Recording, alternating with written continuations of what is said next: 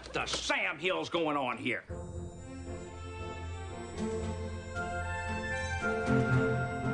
The Rewatch Podcast presents the Lois and Clark Rewatch, dedicated to the series Lois and Clark, The New Adventures of Superman on ABC. Join us each week as we investigate the origins of the Man of Steel and uncover crime in Metropolis. Send your feedback to the Rewatch Podcast at gmail.com. Join us on Facebook at facebook.com/rewatchpodcast or follow us on Twitter at rewatchpod. Oh, hey! Let's get back to it. And welcome back to the Rewatch Podcast and our Lois and Clark Rewatch. I'm Cory. And I'm not Frogurt. It's Neil, you inbred, and we don't have a knife. We don't even have anything, and it wouldn't matter if we did, because Bernie the dentist can't even start a fire. I'm tired, and I'm hungry, and I'm screwed. We're all screwed. How are any of us going to get through this? Didn't you hear what I just said? We can't even get fire. Flaming arrows, no. Exactly. Yes, well, anybody who didn't watch Lost is now definitely lost.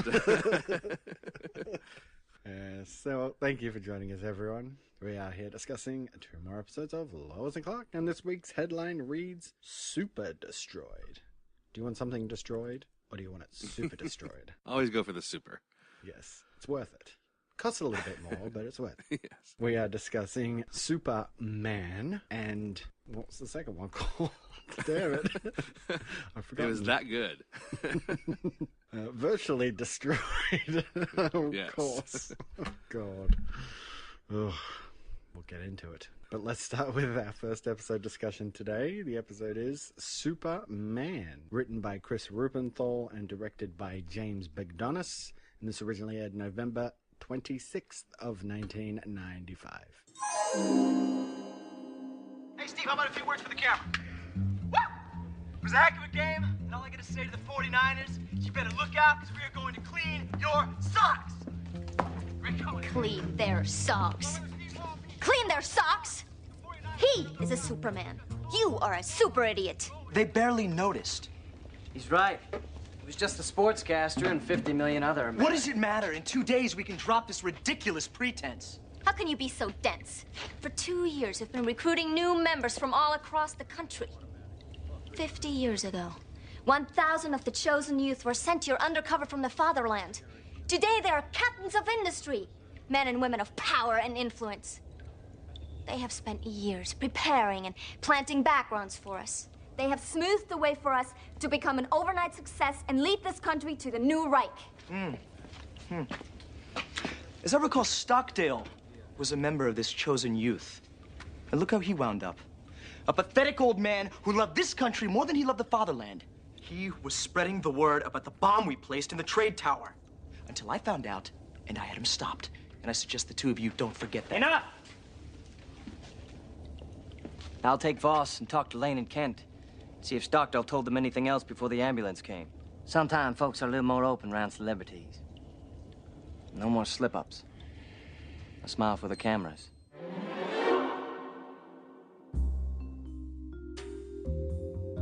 An old Nazi project involving members of their army put into suspended animation has finally come to fruition as 3 of them are awakened shortly after Superman's arrival in Metropolis. Along with high-ranking officials of government and industry, the 3 soldiers are groomed to be popular celebrities in sports, modeling, and music, enabling them to garner the loyalties of millions of young Americans. Meanwhile, Lois and Clark are celebrating an article exposing a controversy at the NIA and discussing wedding plans when a car crash occurs nearby. As the old man behind the wheel is taken away, he warns them of a bomb threat, which Superman checks out but turns up empty save for some coal dust on the floor, a rarity in such a modern building. One of the awakened Nazis assumes his identity of country singer Hank West to accompany one of the sympathizers disguised as a detective to interview Lois and Clark about the crash. They explain away the driver's gunshot wound as being part of a failed carjacking attempt, but this makes Lois and Clark curious, so they begin investigating, finding out that the man was never admitted to any hospitals despite being taken away from the scene in an ambulance. The Nazis determine that Lois and Clark are a threat that might expose them, so another of the awakened soldiers,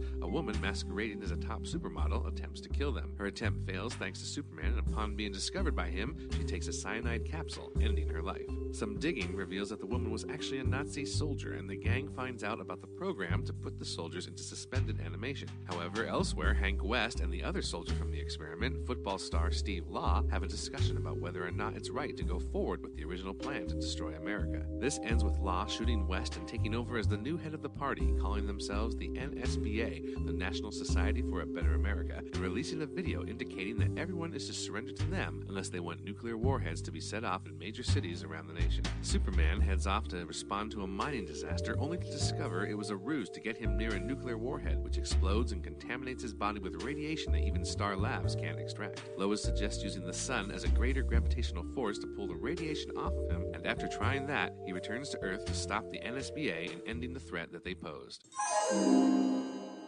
Got her. It's all in Russian. Here, let me see. Is there any languages you don't know? Well, sometimes I have trouble understanding you. This is some kind of declassified Russian military document.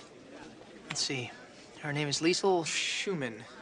Born in Hamburg, Germany, October 17th, 1921. What? She looks great for a 74-year-old. I know it seems impossible, but that's what it says. Member of the Nazi Party? And part of Operation Gotterdammerung? Which was a secret Nazi experiment in suspended animation. Well, I'd say it worked. All right, so investigating this one, we have a ton. Yeah, got a bunch of stuff here from iReactions, checking out the script to the screen for us. We had an extra scene with Skip and Jimmy. Skip wants to be hired as a reporter, and Jimmy says, well, Perry says there's no room for one right now. And then Skip gets mad and says, well, Perry hired 2 guys last week. And Jimmy's like, well, you know, they were more experienced, you know, basically giving him the runaround, and Skip's getting mad. You know, Jimmy's been working at that for like 2.5 years. Skip showed up today. Exactly. Come on, man. When Perry asks about the wedding, he also asks, have you decided on what kind of music you're going to have yet? And he adds, whatever you get, they got to be able to play the king. The king puts people on the dance floor. So a nice little Elvis reference there. I wish they had put that in there. Yeah. Clark referring to Alice in the script, it was supposed to trigger a warm smile from Perry, as opposed to the reaction we got where he's kind of like, you know, upset about it still. So they were going for a different way in the script originally. And then Perry had some extra lines to go along with that, just saying, I regret that I haven't been a better husband, but you two will be fine. So a little turn of a change in what they were going to do with the character. I'm not sure which one I like more. You know, him being okay that everything's going to be, you know, fine, or that he's still upset about it as they filmed it. I'm not sure which one I would have liked more. Yeah, it's kind of a wait and see, isn't it? So the 3 Nazi soldiers, there was a scene about them arguing about their English dialect, their words, mostly against Steve, because he's the one who gets the quotes wrong all the time. Yeah. And Hanks, you know, says to him, well, maybe you should watch some Sesame Street again to get the basics down, you know, and Steve gets real mad at him. And then Lisa takes charge, and she starts talking about all the people who came there undercover and, you know, have been here for the last 40, 50, 60 years or whatever. They've planted the seeds so that we could look like overnight successes. We need to get this together, you know, stop messing up, basically. So just another scene with the 3 guys, which is fine. The scene with the detective and Hank West in the Daily Planet, originally that was a lot longer, and they trimmed it up. They got rid of a bunch of lines that were sort of just like rambling, you know, saying things again that have already been mentioned. So they trimmed that down a bit from the original script. When Hank and Steve, Law and West, when they argue, you know, in the episode, he gets shot, of course. West gets shot and killed. But in the script, West says to him, you know, if we destroy everything here in America, who are we going to rule then, genius? You know, it's like if we kill everybody, we have no one left to rule. So that sort of stops the argument between the two of them. And then the other Nazi guys on the TV show up. So they stop their argument and they salute. And the scene goes on as it was written. Interesting. Yeah, and I didn't see anything else that he gave us about West being killed. So maybe he wasn't supposed to be killed in the original version. I don't know. Yeah, maybe just make it a bit more full on by having him be taken out because of the way he's starting to think. Exactly. Exactly. When Lois gives Clark the list of things for their wedding, and he's like, oh, I don't know if I'll even be here to do all this. In the episode, she's like, oh, Clark, and they sort of come to an understanding. But in the script, she was supposed to get mad at him for saying that. So that would have a little out of character, I think, because she's not, I know she wants to get married and everything, but I don't think she would get mad at him for that. She wouldn't go all Bridezilla on him. Exactly. When Lisa drives up to kill Lois and Clark, and she's on the radio, is one of those Hank West songs, right? Well, she was supposed to have an extra line there where she stops for a moment, listens to it, and says, geez, Steve is right. You are, you've gone over already. So a little more reference to, him turning. Yeah. Superman and Lois discuss Lisa, the supermodel, and why would she try to kill him. And this is a weird scene. He's like, I don't even know where she could have gotten a missile launcher. And Lois says, maybe she got it in Milan. And Superman looks at her confused, and she's like, it's a joke, what we non-superpowered people do in terrifying situations. I'm like, that's not a good joke. It's a bad joke. It's a terrible joke. That makes no sense. It's a pretty piss-weak accessory if she did get it in Milan. Exactly. There were some extra lines from Steve in the video broadcast.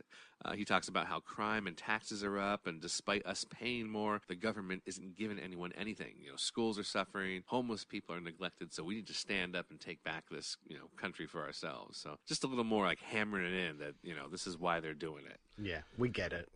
Yeah, we got it. We don't need to know too much. Skip was talking about, now they cut this out, but Skip had a line or two about the personal magnetism, and I forget who he's referring to. It's near the end when he takes over. He's talking about the personal magnetism of someone. I forget who he mentioned, but that was supposed to be where Lois gets the idea to save Superman. The whole magnetism thing and drawing the stuff out of his body. Mm-hmm. So they cut that out, but they probably should have left that in, I think. Just that one little line would have been nice to have in there. Perry gives his talk at the very end, just like in the aired show. But in the script, it was extended just a little bit more. He elaborates on that quote that he said. He's doing that, and in comes Senator Black.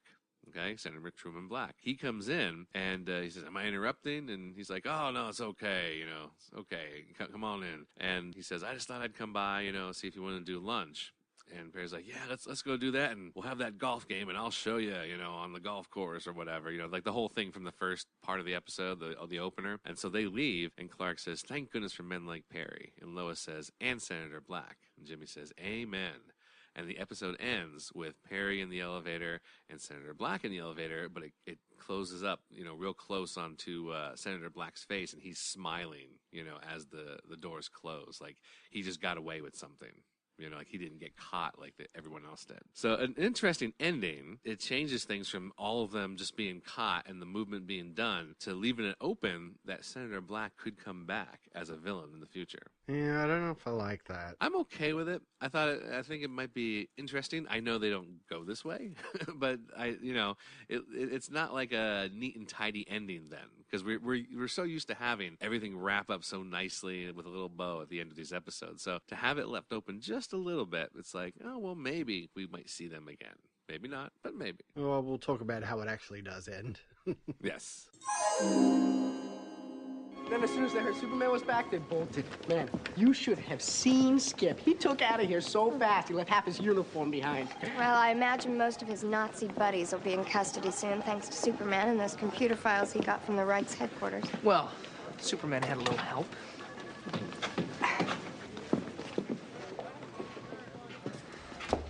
Perry? Are you all right? Oh, yeah. I was just thinking. They say that Lucifer was the brightest star in heaven. That's what makes evil so seductive. You mean the NSBA? Yeah. On the outside, they seemed so good. On the inside, they were evil. Hey, but they're gone, right? We kicked butt. Superman kicked butt. Yeah, well, for now, they're gone. But ideas don't die. I mean, we thought we got rid of the Nazis once, and here they are back again. That's why I always like to say it, eternal vigilance is the price of liberty. It's a great line. Well, Thomas Jefferson said it first. They picked up Truman Black a few minutes ago. Senator Black? He's a Nazi? Apparently, he was one of their high mucky mucks. I've known him since I was Jimmy's age. So if you all will excuse me, I think I'm gonna take the rest of the day off. I wonder how many more are out there. Who knows? Alright, so getting into the main story, and our lead here, Superman versus Nazis. Dun, dun, dun. But we don't open in Nazi Germany at all, but we do open in the past, 1993. And these Nazis emerge from some sort of cryogenic suspension. Yes. They find that they lost the war, of course, and they worry that America has a legion of supermen after witnessing some footage from an earlier episode of Lois Clark. Yes.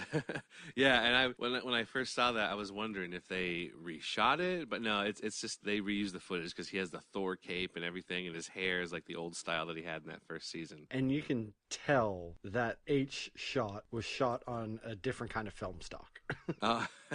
Like it would come back to them and it was a lot cleaner. Oh, okay, gotcha. Than that, just maybe some sort of swap over in the way that they film things over the 2 and a bit years that they've been going now. Right.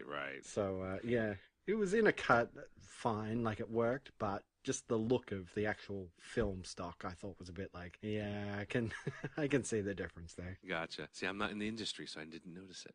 I'll have to go back and check it out. Now, did you notice this, though? Now, this was interesting. When they first come outside and they go to look at a paper, they punch through the machine and then open it up and take a paper out. That's not something that you can do normally with just normal strength, I don't think, is it? No, it is something that kind of stood out to me where I was like, so are these supposed to be like some sort of like genetic experiment? Like, do they have some strength to them? Maybe not on Superman's level, but yeah, they never really come back to that at all. No, they don't. Because at first I was like, oh, they're super soldiers. It's like reverse Captain America, Instead of freezing Captain America for, 50, 60 years, they froze Nazis for 50, 60 years with a super soldier serum or something. Bizarre, but, they don't come back to it, so it doesn't matter. Right. And they're greeted by Senator Truman Black. And this is kind of the setup for it. So they were frozen. So if, I guess, Germany lost the war, then this would be their backup plan, I guess. Right. Yeah. But it seems like a lot of Nazis have infiltrated America over the years and positioned themselves in areas of power. They're the ones who sort of help these guys integrate into society. So I don't know why they needed to freeze 3 young people. Right.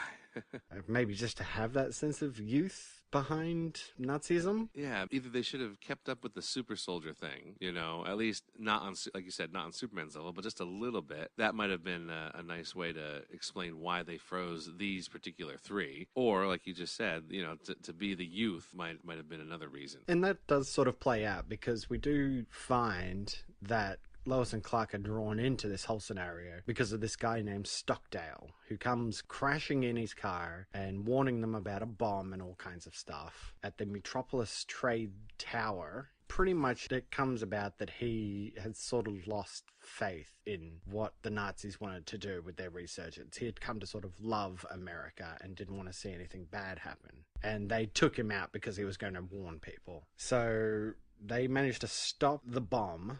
Well, really, they found out about the bomb and then it was cancelled, I guess. So it turns out there was no bomb, so it kind of also looks like that there's nothing going on now. We learn that the 3 Nazis have got their way into American society. And I really like, this idea that they've put themselves in positions of influence. And, the way that they chose to do it, a country singer, a footballer and a supermodel.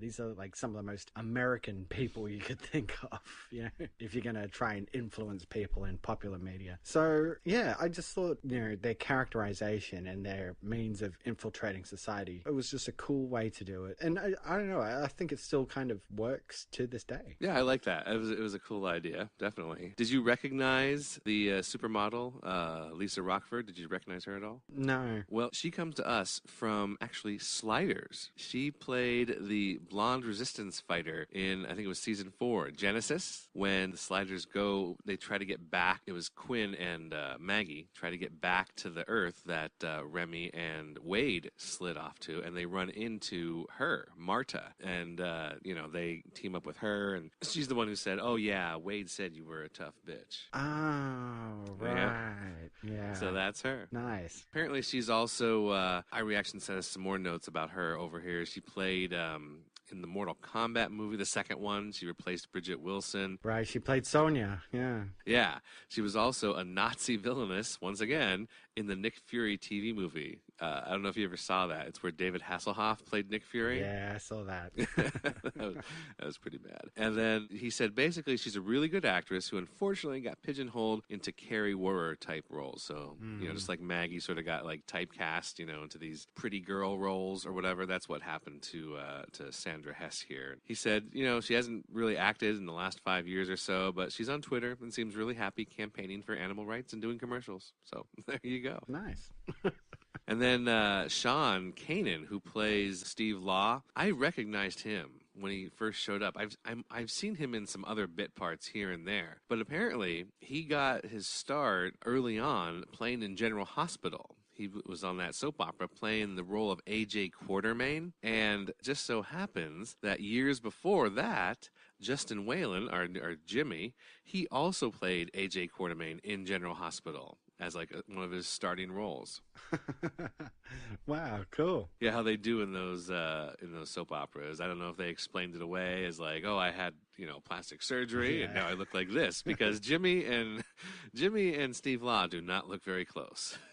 I was just about to say the same thing. I was just like, was he like burnt in a horrific, fiery helicopter crash and had to get plastic surgery or something? Yeah, exactly. Sorry, Jimmy, Oh, no, that's a great little tie in there. I love it. So we end up at the planet and we introduce this new character, Skip, who works in classifieds. And Skip is, of course, played by Sean Whalen. No relation to Justin Whalen. It's actually spelled different. L-E-N instead of L-I-N at the end. Yep. But yeah, Sean Whalen, he's one of those guys who kind of just shows up in things and see him around. I've seen him in a lot of things too. So we mentioned at the beginning he played Frogut in Lost. So as soon as I saw him in this episode, I was like, oh yeah, he's in this, and I'm like, oh, I have to do the Frogut speech. I have to do that because he had like one of the best deaths on Lost, I gotta say. Yeah, a very ironic death. Yes. But yeah, I can't say I saw him becoming a bad guy by the end, like being one of the Nazis. I just figured like, oh, it's Sean Whalen. He's doing a cameo because he shows up in a lot of stuff. See, when I first saw it, I'm trying to remember like what I thought when I first saw it, but I didn't know who he was, originally. So I just assumed that, like this guy who's getting like pushed around, and said, oh yeah, you get out of the way or whatever, get back to work. I assumed he'd have something to do with the bad guys. Yeah. Well, you're more intuitive than I am anyway. Whenever they introduce a new person, whenever they introduce a new character, or something, I'm always like, all right, what's this angle here? Why are they introducing this person? There's got to be a reason. Like with Star, when they introduced her, I never thought she was a bad person, but like right away you got, okay, they're introducing her because they need someone who's like a goofy psychic to get, the plot moving in these different areas. So, I try to think about whenever a new person is introduced, it's like, why haven't they introduced him before? Like, why haven't we seen them before? Well, it's either that or they're just there to literally be in one scene. Like, was it Bob from Sports or something like that? There was that guy. Right, exactly. They're there for all of one scene and then they're gone. But, the plot continues to unfold. They are aiming to overthrow USA, Canada, and Latin America. But first, they have to kill Superman. Right. And it seemed at the beginning they were going to destroy Superman with bad PR. Okay. Like, that's kind of what I got from their speech, because they're using their influence to try and turn Americans against America. That they could do the same thing with Superman, but it doesn't really play out that way. Yeah, I didn't pick up on that. I was wondering, like, well, I guess this comes next, but after they go to see Lois and Clark. They take Hank West and with a guy who is a Nazi sympathizer, but he's in disguise as a detective. So they go to see Lois and Clark and they talk to him. But after they talk to Lois and Clark, Hank West says something like, yeah, they're good reporters, so they're naturally, suspicious and asking questions. They decide they're going to kill Lois and Clark. But I was confused why they had to kill Lois and Clark at this point, because Lois and Clark really don't know anything. They don't know anything about the Nazis at all. Like, they have no idea that there's Nazis around. So I was wondering why they had to go so far as to actually kill Lois and Clark. Yeah, it seems like they're like finding just small reasons for the Nazis to kind of expose themselves a little bit. Exactly. So they're just like, well, Lois and Clark are great reporters. We better kill them. Right. It's like, just leave them alone. Maybe they'll find a connection. Maybe they won't. But, just implement your plan the way you were going to do it. It's like, what's the big deal if you're going to kill them? You're going to come out anyway. Yeah, and I thought it was funny, too, because they're like, Lisa's there, and she's like, I'll take care of it, and we'll frame the NIA for it. Right. And then she fails to kill them using this rocket launcher. And immediately, Lois and Clark are like, well, the rocket launcher had a serial number on it that led us to the NIA. And immediately, Perry's like, the NIA wouldn't do that. It's obviously a frame-up. And I'm like, these guys really suck at framing some other company or corporation. Yeah, exactly.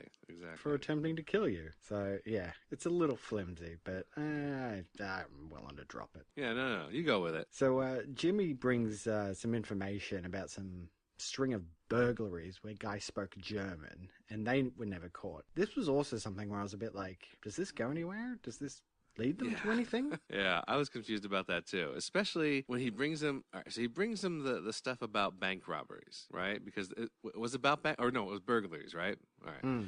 He brings him the one information that they had sort of asked about, but then he brings him another file about other strange stuff going on in crimes. I'm like, why are you giving him that? It's like, that seemed odd to me that he was giving him another file about other stuff. Exactly. It doesn't go anywhere. It doesn't lead Lois and Clark to any more information, because almost immediately after this, Steve is just like, well, let's throw the army out there. And Hank's like, no. So Right. Steve executes him for treason. Right. And then the whole thing is up. I did not expect him to shoot him. That kind of shocked me. I was like, whoa, I don't remember that. I mean, Lois and Clark run Lisa's fingerprints and find out that her real name is Liesel, and she was involved in this cryogenic experiments back in Nazi Germany. But yeah, immediately Steve's on TV and he's rebranding Nazis as the NSBA, National Society for a Better America, and threatening Metropolis, Washington, and LA with nukes. So yeah, by that point, like, anything that Lois and Clark managed to uncover, quote unquote, is pointless, because now the Nazis are revealed anyway. Exactly. Like, it doesn't matter. You didn't have to kill him. It would have been fine. Lisa could still be alive, She'd still be doing her modeling and everything, and I have no problem with that at all. Keep going. But I do like the ploy of them luring him to a nuclear bomb down in a mine shaft. And I'm like, that's not going to kill him, even if he is right in front of the thing. But then they're like, all of his cells have been radiated now, so people can't go near him. And it would take like 30,000 years for it to dissipate. So you're like, okay, that's kind of cool. I buy that. I do buy it, but like, this mine area, wouldn't that still, like, even with the bomb going off, wouldn't that still affect people nearby? The radiation? Unless there was some drop line about it being completely empty or something like that. I don't know. Because that's what I thought. I mean, like, okay, a bomb, fine. But a nuclear bomb? I think that has, like, a larger capacity to harm, a greater area than just a normal bomb. So part of me was like, well, that, people should be dead, I think. This is a nuclear bomb. But like you say, we go with it. It's fine. It's a neat idea that, the radiation is so, stuck into him now. I thought that was neat. Well, maybe Superman should have cleaned it up or something, Well, he was already dirty with nuclear material, so he could have cleaned it up and then gone up to the sun to... it was something about the sun's gravitational pull or something. Yeah, being stronger than the Earth's or something like that. Why it can't just be, the sun? Superman gets his power from the sun, so, go up to the sun, Superman.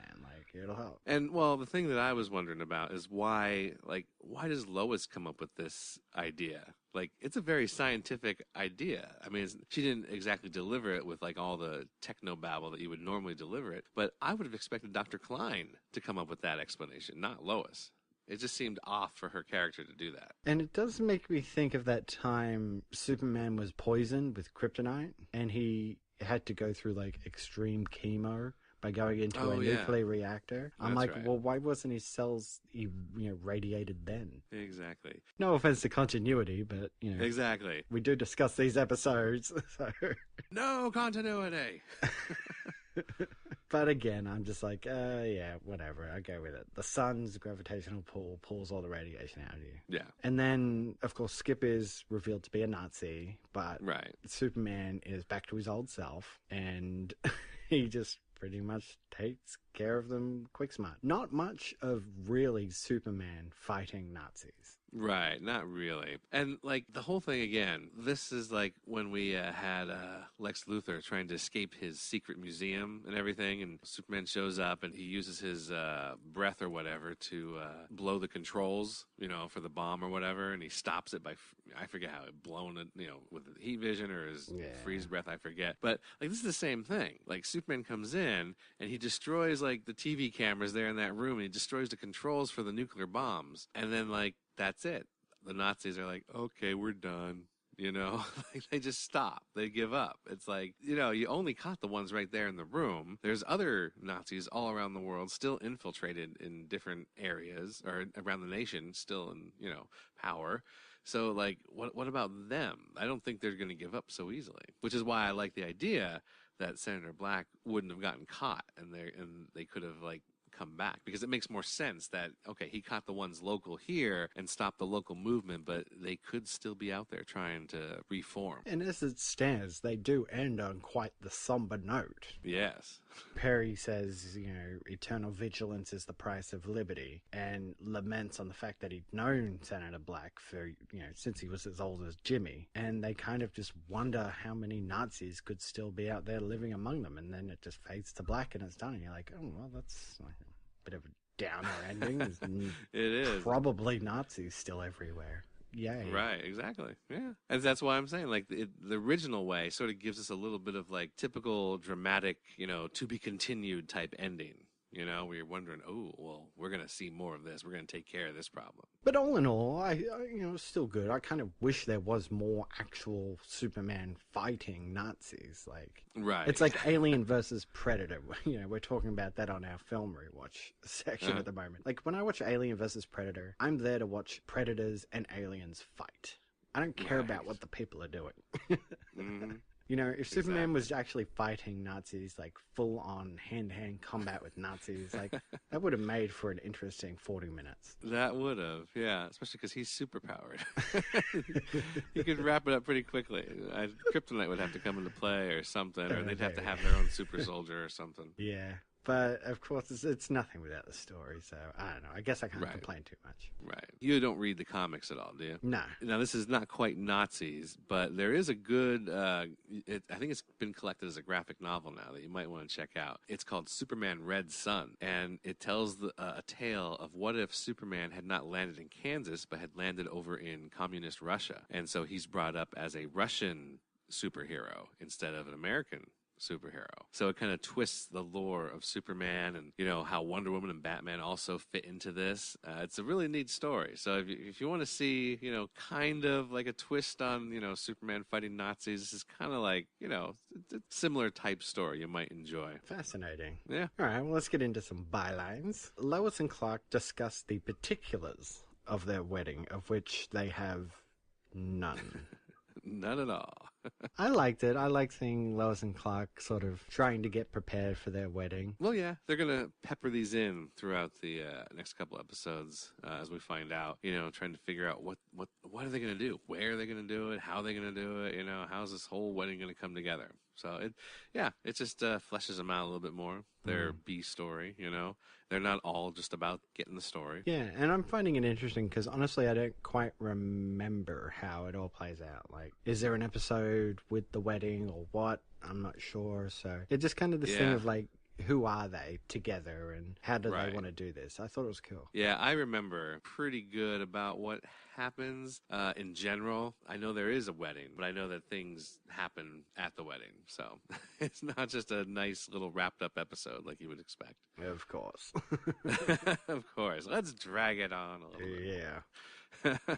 So we kind of touched on it in the investigation, but Perry still quite touchy about Alice. Yeah, just a little bit. That's all right. You know, goes along with the character, and it's nice. You know, we're getting this development with his character. You know, we're getting a lot with Perry this season. Yeah, it's good to have him sort of in the background there, sort of mixing it up a little and seeing how he deals with this life crisis. Exactly. I did enjoy Lois and Clark's romantic interlude being interrupted by Jimmy. Yeah, that was kind of funny. It was amusing. There was a thing in there which I didn't notice, but I found over on the Lois and Clark Wikia that when he comes in, when Jimmy comes in, as Lois and Clark get up to open the door, you can see Clark like very quickly, just like brief second, zipping up his pants. Wow, I didn't notice. Like it's so quick. You don't even you have to blink and you'll miss it. So yeah, we see him straightening up his shirt and everything, but there's a quick move there where it looks like he's zipping up his pants, which was funny. Yeah, we talked about this over a few episodes now, but the sex thing. That's coming up next, folks. So yes. Let's just wait till then. Now, I don't know if you noticed this or not as well. When Steve, I think it was Steve, was sitting in their little control room there, they come in. He's watching a sitcom on TV. Yeah. Did you notice? Yeah, he's watching Perfect Strangers, which of course has Bronson Pinchot in it, who played the prankster. Yeah. That was cool. That was a neat little to throw that in there, Just the idea of like what they have to watch on TV to sort of get their language down and all that stuff. That was, right, exactly. It was a bit of fun, and throwing Perfect Strangers in there, like why not? A little nod to a villain that we've seen a couple of times there. Yep, it's cool. Well, let's get into this week's quote vote. All right. What's everybody standing around for? This is a newspaper, not happy hour at Buckingham Palace. What are we here, the Daily Planet, or second stringers from the Weehawken Gazette? Am I making myself perfectly clear? And a few votes this week. It was good, but it did come down to a tie. So executive decision was made, and we've got our quote vote this week. So cue the music. Kermit the Frog walks up to a Hick and Alan Rickman. Hick? Alan? Where's that bomb threat story? Working on it, Frog. Vincent Price tried to kill us last night. We think they're related. Really? What did he try to do? Bat you to death with his eyelashes? You're serious? Vincent Price? This is huge! Rocket-propelled grenade through the window. We traced the serial number from the launcher to the National Intelligence Agency, but... What? Vincent Price is a spy for the NIA? Who's next? Sinatra? No. This whole thing stinks. For starters, the NIA would never leave serial numbers on anything. Sounds to me like someone's trying to frame them. Maybe you're right. Yay! Oh, look. I know I've been uptight and irritable lately. Quick to judge, quick to condemn. Sometimes I've been downright mean. But what I'm trying to say to you is that, well, you can expect more of the same. Yay! And see. It's a lot of yays. Maybe one too many yays.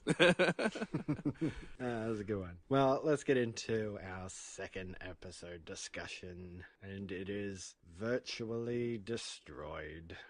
Written by Dean Cain and Sean Brennan. That was a surprise. I didn't expect that. Yeah. Directed by Jim Charleston, and this originally aired on December 10th of 1995. What are these? I've been thinking about our honeymoon. Oh, there's a nice thought. With all the money we're going to save on airfare, thanks to Superman Express, we can go just about anywhere we want. Paris, Hawaii. I don't care where we go, Lois, as long as I'm with you. Well, let's say we go to Hawaii. We could stay in one of those huts right on our own beach. Oh, yeah. You know, with a thatched roof and ceiling fan. Mm-hmm. Nice soft bed. Perfect. And that is, if you like soft beds. A soft bed's fine. Because, there are other kinds of beds. I mean, there's hard, firm, straw mat, futon. Some people even like the floor. Lois, any bed that you choose will be fine with me. Well, what if it's not? I mean, what if you expect one type of bed and you end up getting a completely different type? You might be disappointed. How come I get the feeling that this isn't all about beds? Well, it did occur to me that there's one or two things that we never talked about. One or two things? One thing. What thing? The thing. Oh, that thing. We haven't had any experience together. Well, much. I mean, with each other. Oh, God, what am I doing? Oh, well, it's okay. Sucking the romance out of this like a vacuum. It's just... Well, we've waited. I'm glad. I'm glad, too. But then... It's for life, and what if... I mean, what if you... Oh, if this is half as stupid as I think it is, just kill me. No. Hey. Enough of that.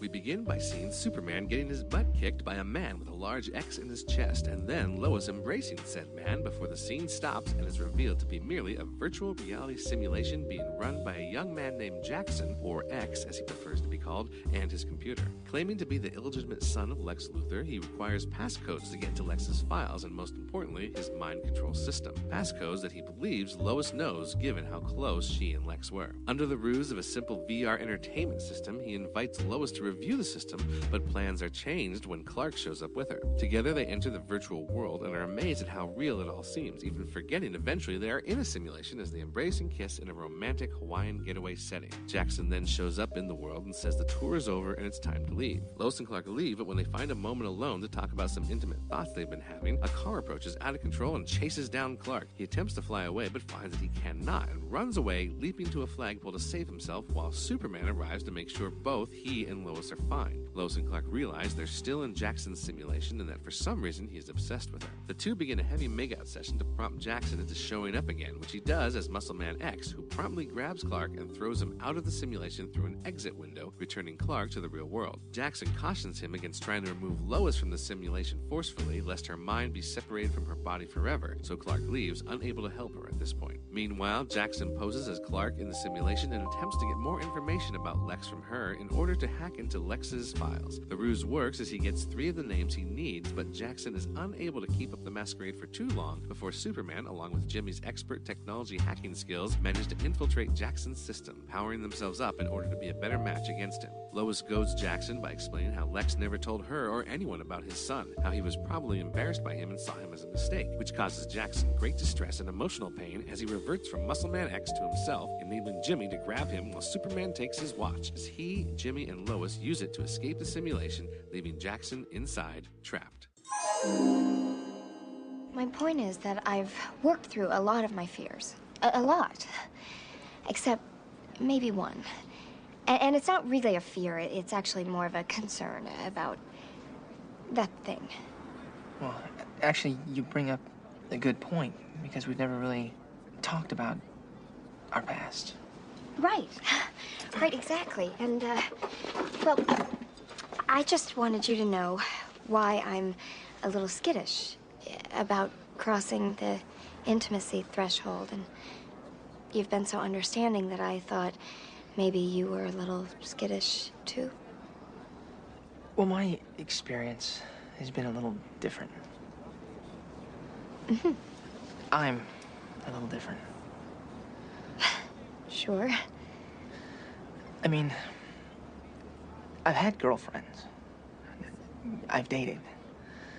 But that thing, the intimacy threshold, the big threshold, I've never really crossed it.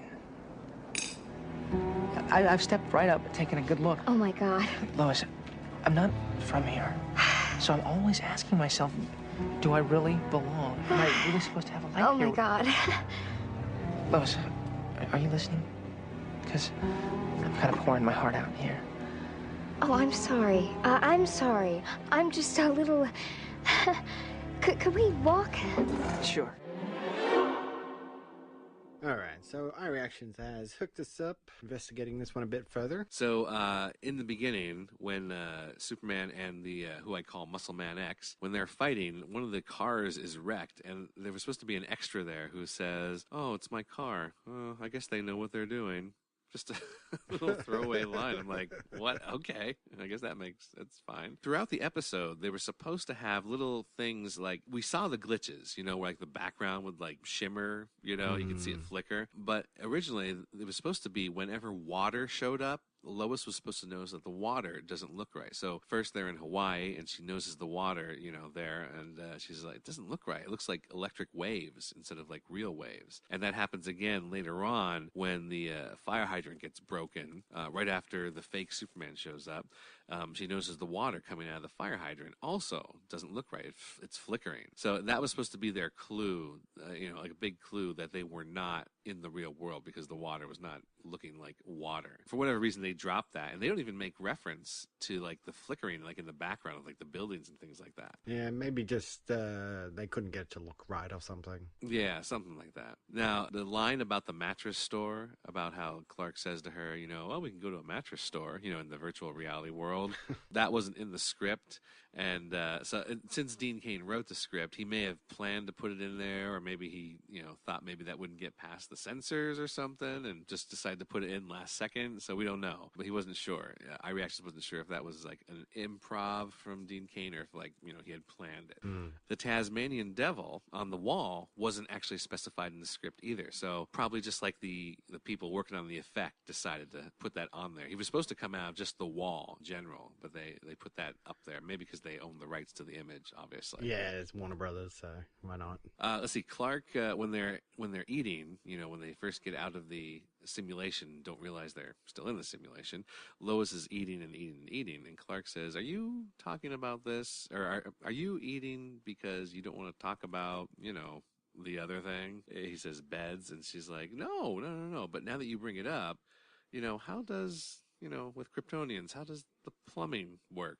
And he's like, plumbing? She's like, the plumbing downstairs. He's like, oh, it works the same as humans. It's regular.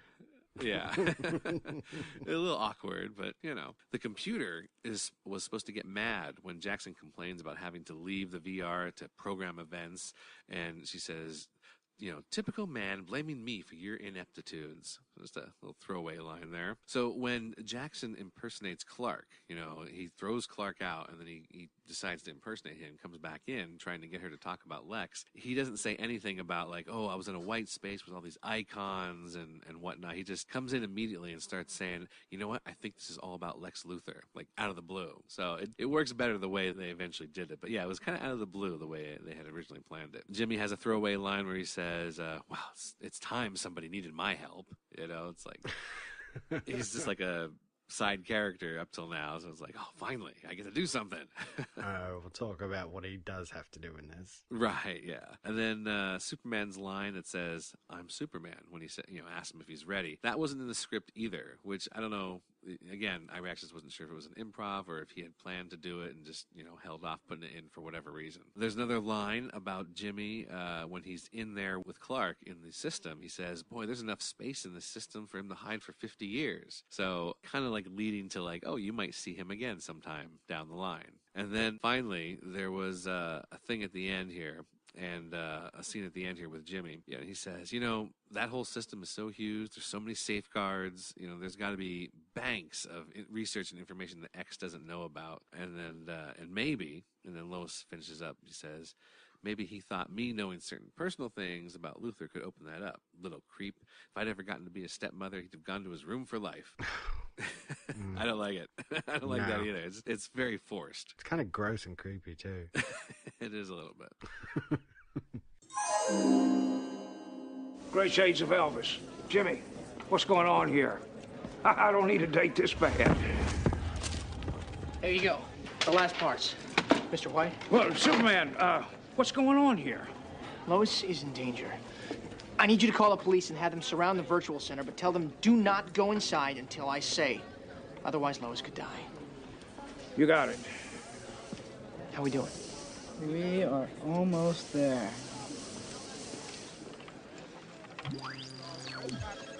Good job, Jimmy. Superman, I can't create an exit window for us. So unless we can find Jackson's escape window and steal it, we're going to be trapped inside. Maybe forever. Jimmy, you don't have to go inside. There's no reason for you to risk your life, too. I know more about computers than you do, Superman. It's all about information. You gotta know how to access it and channel it. It's like one of those video games where you have to load up on ammo and fuel to win. I'm the king of video games. This isn't a game, Jimmy. I know. Just trying to lighten the moment. You ready?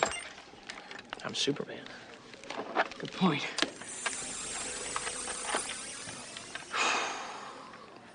Let's break in. Alright, well, let's get into the main story. And the lead here, computer-crafted crime time. Tech billionaire Jackson Xavier. He escapes into fantasy VR as a superhero-ish character named X, who can defeat Superman and win over Lois Lane. Now, did you at all think that Jackson would turn out to be the illegitimate son of Lex Luthor? Well, I remembered. So yeah, I did. Because I remember this episode. When I first saw it, I didn't expect that at all. No. I love the fact that he's got, like, X's in his name, too. Jackson with an X, right? Oh, yeah, yeah. And, like, later on it comes about the whole thing about how Lex wanted all of his children to have X's in their names as well. Which is neat, but I gotta say, the name Lynx is a terrible name. Why would you name your son or daughter Lynx? That's just awful. It was also funny when Superman shows up with Jimmy there and says, oh, dig up everything you can on Jackson Xavier. And immediately, like, Jimmy knows how to spell Jackson with an X. Yeah, as well. Exactly. I'm like, I guess he's a tech billionaire. Maybe he just knows the guy, but yeah. That's not the traditional way to spell Jackson. No, definitely not. So, whatever. In real life, he wants to extort Lois Lane to get some passcodes to the LexCorp database, which he, I guess, uses VR to get into, maybe? I guess. I don't think he was using VR to get into the database. I think that he was just trying to hack in like normal, and that the VR thing is just a way, the VR way is a way to get people into his little world, and the plan is to get into Lex's files about mind control, which I don't think we ever heard about, but I guess it's something that he heard about somehow, and to use the mind control to implant them while they're in the VR world, and then control them when they're out of that world, obviously. Right, okay, fair enough. I'm on record with it. I don't like VR stories. The use of VR is just, I don't know. I find it very cheesy. I didn't mind it in this episode so much. Like this is like the beginning of computer stuff. Like the internet just starting, people just learning about computers becoming more mainstream. It's like I didn't mind it so much. I thought it was well done. I liked it a little better than when they did it in Sliders. Yeah, I can agree with that. It's still cheesy and over the top, but for the most part, I guess I can kind of overlook it in this one. But it's still there, and it still annoys me. You know what we need? We need an episode where there is virtual reality and child actors in one episode, and then we'll see. How do you really feel?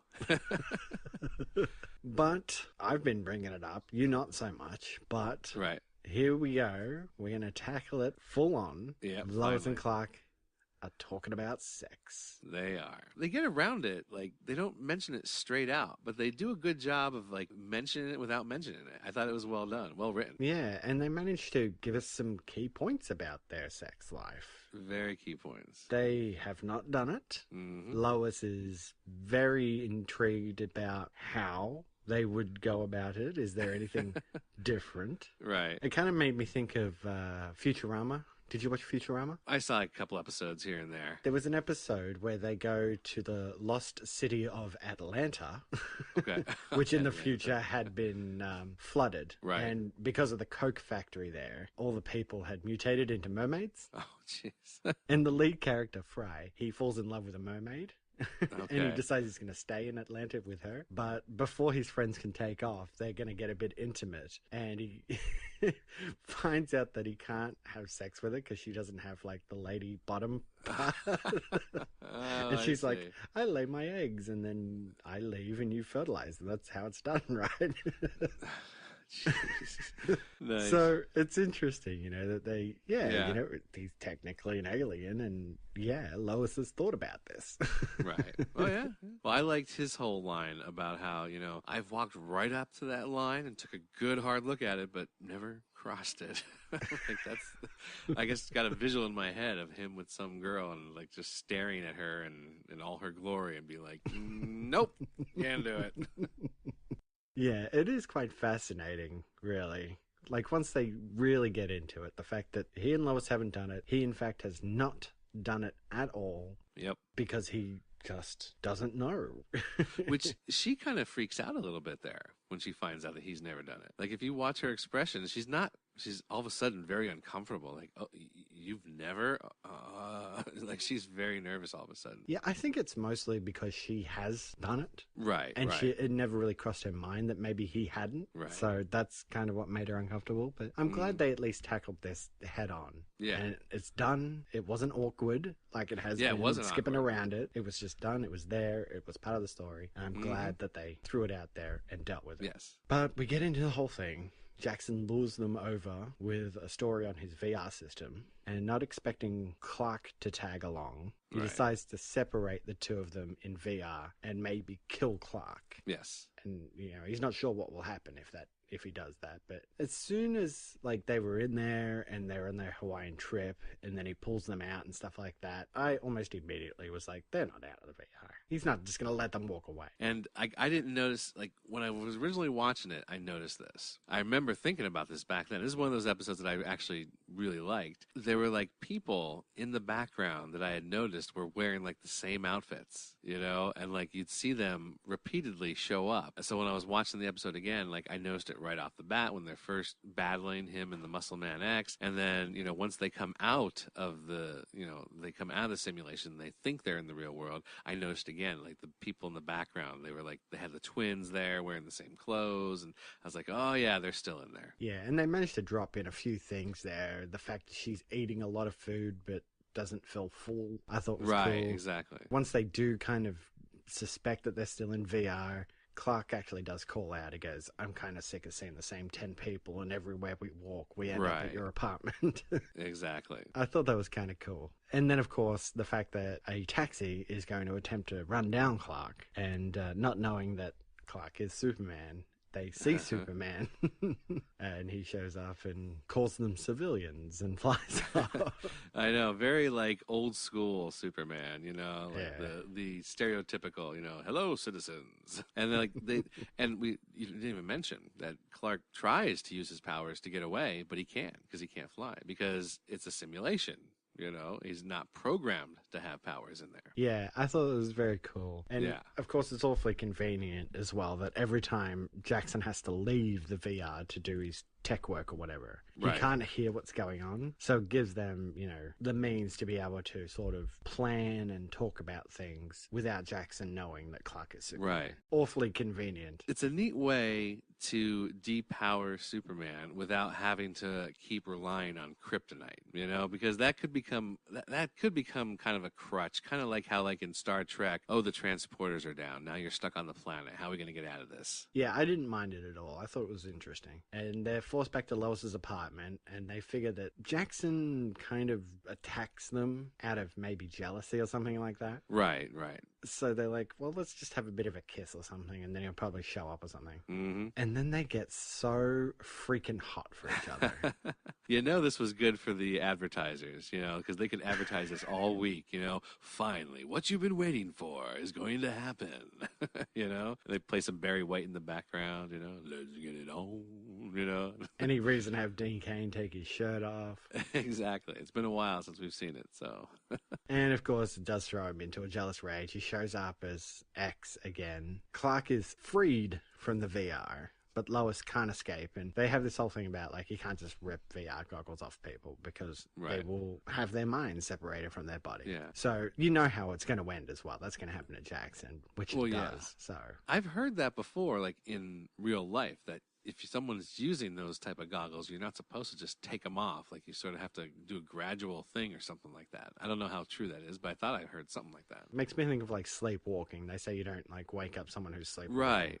Exactly, same type of thing. So I don't know how real that is, but I thought I heard something about that with the VR, because like that's all the talk now, with the new VR glasses and everything. And I don't know, it's funny how like Clark refuses to re-enter the VR and has to leave Lois there. Like, I don't know. I understand like just ripping the glasses off her would be jarring, but there has to be something he can do. I mean, if he goes back in, then he's held captive again. So I think he needs to get his bearings and figure out how can he like help her. If he tries to do anything right there in the real world, he risks damaging her forever. So I think that's why he says, all right, I need to think about this. I need to take a moment and get out of here. I can't beat him up. Like technically I could beat him up, but he's not going to tell me how to get her out of there safely. That's a good enough point. But what I did notice was that Jackson goes back into the VR as Clark. He's not wearing glasses when he does this. Yeah, he's not. Which is, I wonder why they made that choice. Exactly. That's the whole thing. Clark wears glasses. When he doesn't have glasses on, people would know he's Superman. Yeah. He even scrambles in this episode to get his glasses back on. Exactly. Now, I put this down in the bylines, but since we're talking about it, this is something that I saw in a couple different places. Superman homepage, I saw it on the Wikia thing, where they are like, how does Jimmy not realize that Clark is Superman when he comes into the room? Like Lois is there with fake Clark, doesn't have his glasses on, and like he looks right at him. He doesn't recognize that kind of looks like Superman now. Exactly. And they mentioned it a couple times. I'm like, yeah, I guess you got a point. There's no reason why he couldn't have been wearing glasses. He should have been wearing glasses if Jackson is trying to impersonate him. Exactly. At this point, the only difference between Clark and Superman is that his hair wasn't slicked back the way Superman has it. So, I mean, that's even worse than glasses or no glasses. Come on. Exactly. Exactly.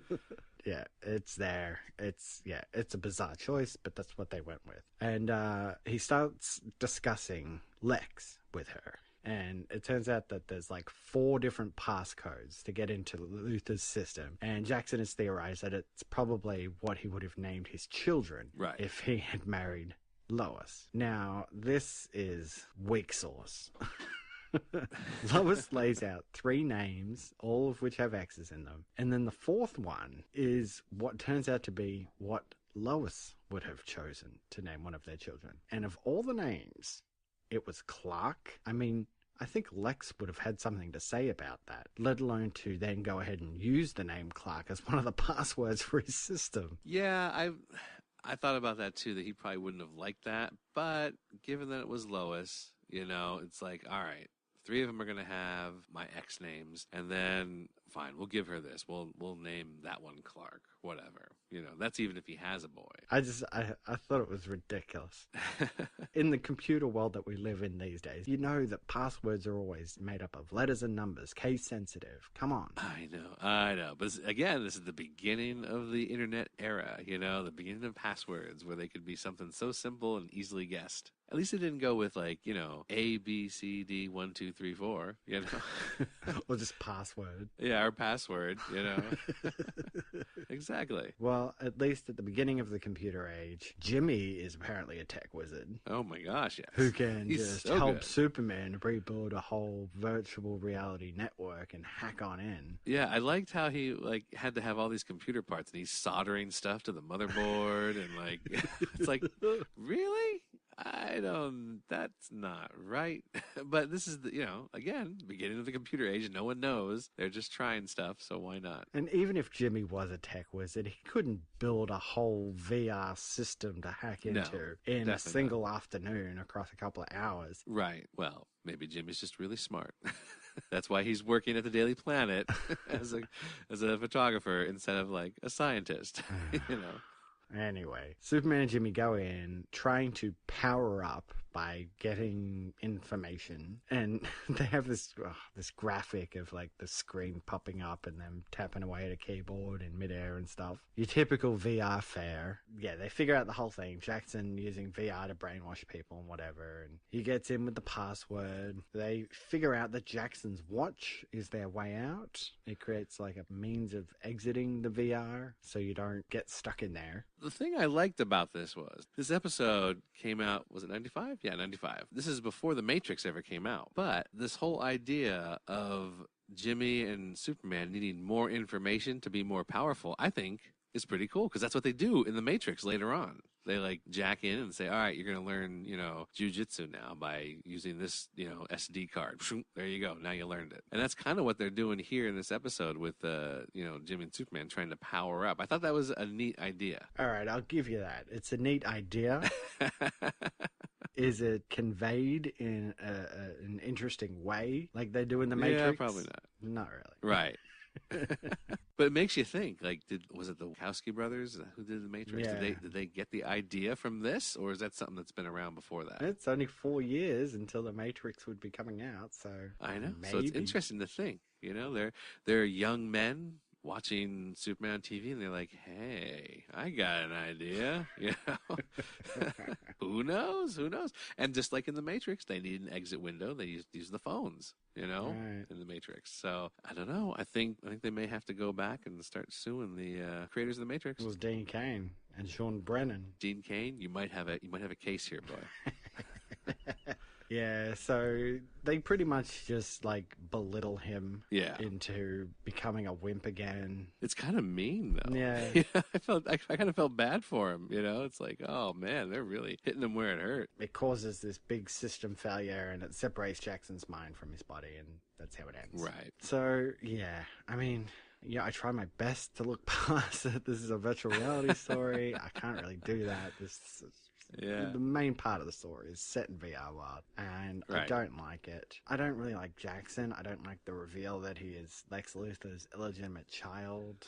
I don't buy that either. So, this whole episode's a bit of a wash. Besides the fact that Clark and Lois finally talk about their sex life, which I really liked. Yeah, see, I liked it. This is one of my favorite episodes. I actually enjoyed it, and I think they did a good job of casting him. The actor who plays him kind of looks like he could be a young John Shea.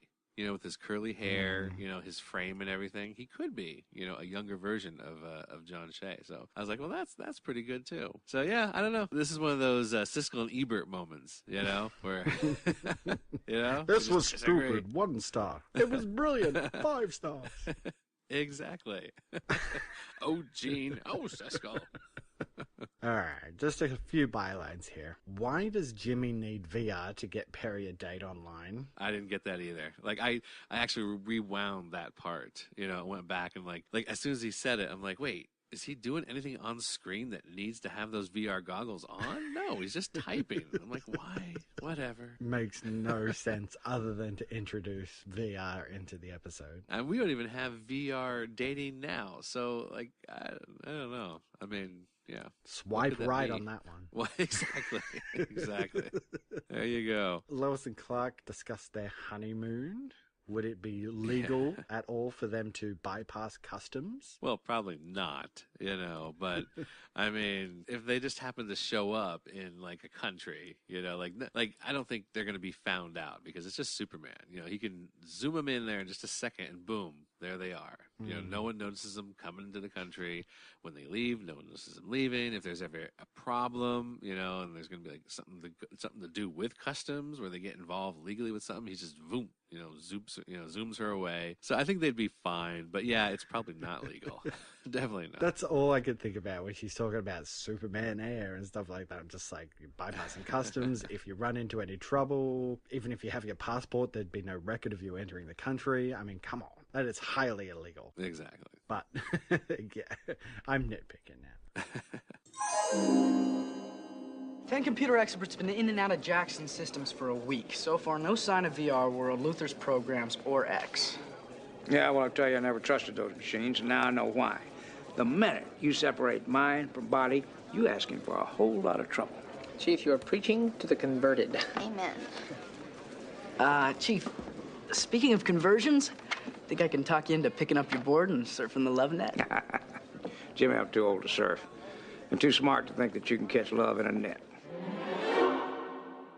Let's get into some back issues, shall we? Once again, we fall victim to the lack of 1995 in the forums for some reason. Didn't find much, but I did see in the Kryptonian Cybernet, done by, again, Jeffrey Sykes, and Zoomway had a big part in that, and Marta Olson, a bunch of people. They did have a review of the episode Superman. Basically, they really liked the episode. The person who reviewed it, I forget who it was. I think... it was a young man, I forget his name, but he liked the episode a real lot, really enjoyed it. He just mentioned a couple things he didn't like was that Lois got all giddy over Hank West, because first of all, she's a grown woman. She's a reporter who interviews people, interviews celebrities and heads of state all the time. She interviewed the president that one time. Well, exactly. Meeting with a celebrity like Hank West shouldn't be she shouldn't have gotten so doughy-eyed over him. She should have had more control is what he was thinking. And I can kind of agree with that. But sometimes, you meet celebrities and you think you'll be in control, but then you're like, what? Oh, you're so amazing. That type of thing. Tell me about it. If I ever met Katie Holmes, oh my God, I would melt. There you go. See? Exactly. You like to think that you'd be in control and be like, oh, I'm a real big fan of your work. I'm not one of those creepy fans that just want to get a picture with you. But then as soon as you see, like, can we take a selfie? Please? Oh my God, would you sign this? You totally get a little crazy. Sign my butt. Did I just say that out loud? Oh my God. Exactly. So yeah, he didn't like that part of it. And he also didn't like, and like I said, that she knew about the gravitational pull of the sun. It just doesn't fit her character. The writer put it in there to make her appear smart, which is fine, to make her appear smart, but make her smart in her own realm. She shouldn't be spouting off, technological, scientific things like that. So he said that those little things, they could have changed. They could have moved it around a little bit, but those were the negative spots he had. Everything else he really liked. The whole story as a whole, the whole super soldiers, at first, he hoped they sort of developed that a little bit, but it was okay with it. He liked it. Okay, well, our next issue, we will be discussing Home is Where the Hurt Is and Never on Sunday. So Home is Where the Hurt Is. I imagine we must be going back to Smallville. Well, we're getting towards the end of 95. I've kind of looked ahead and seen, some of the titles. I'm going to venture a guess and say maybe a Christmas episode, being home, but still Superman fighting people. Oh, that's right. I was going to say, yeah, we are at Christmas time for that. So, yeah, that could be something with...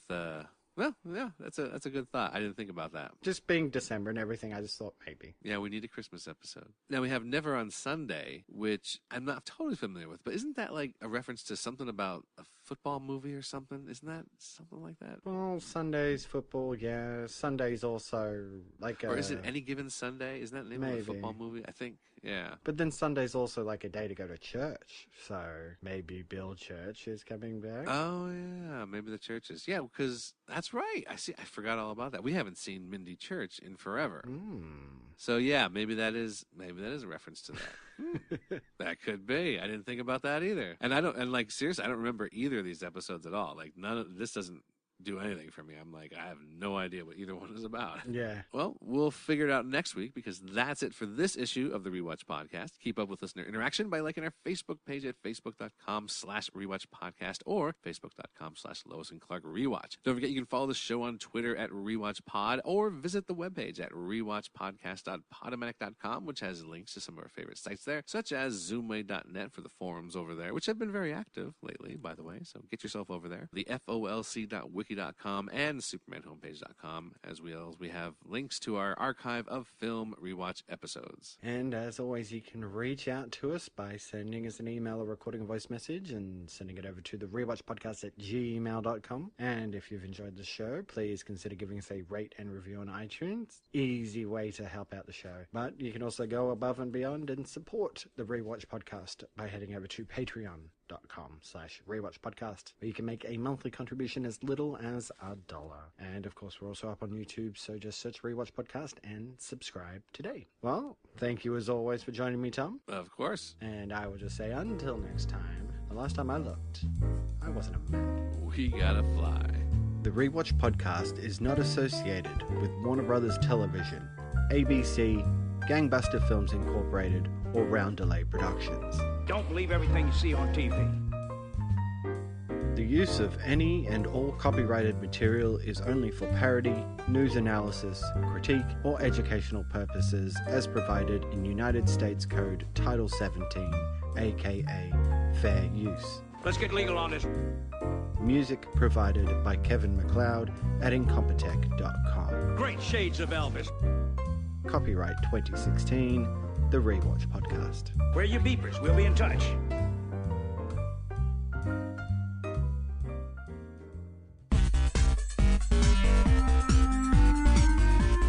Hi, Rewatch Podcast listeners. I'm Cory. I'm Tom. And I'm Nathan.